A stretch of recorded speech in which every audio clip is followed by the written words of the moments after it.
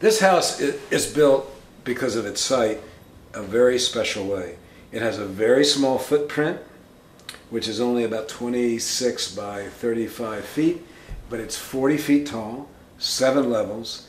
We had to do it because of the topography, but it has advantages. It's a house in which is very compact. It's a house that has a lot of open spaces inside, which make it very, very pleasant for casual living.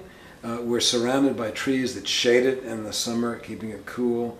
They lose their leaves in the winter, which gives us very wonderful views out toward the Potomac River Valley.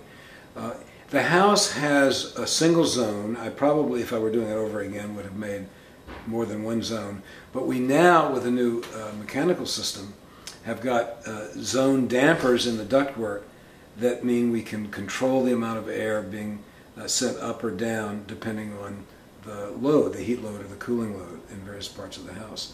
That is one of the advantages of this being a compact house.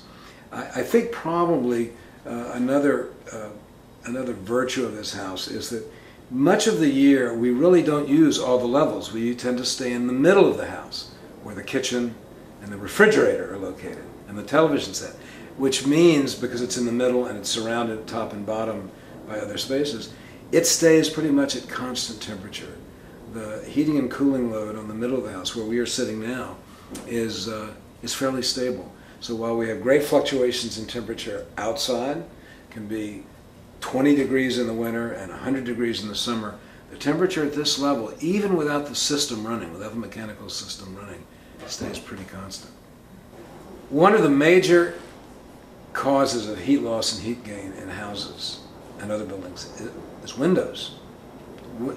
Probably for every 100 square feet of solid wall, which allows some heat to move, to transfer from outside to inside or inside to outside, that same amount of heat can get through a few square feet of glass. So the first line of defense really in most buildings is to have good windows, which means good glazing. And good glazing means double glazing, glazing that has 2 layers of glass with ideally argon in between, not air, low emissivity glass, which means they don't radiate easily of heat getting into the inside. What good double glazing does is, in the wintertime, it prevents you from feeling cold sitting inside, from radiation, actually your body radiating to the cold glass. That's eliminated. In the wintertime, it means you don't get condensation on the glass when it's more humid inside. They can even freeze if the glass is cold enough. And in the summer, the double glazing, the argon-filled double glazed windows, simply allow the heat on the outside to stay outside and not get inside the house.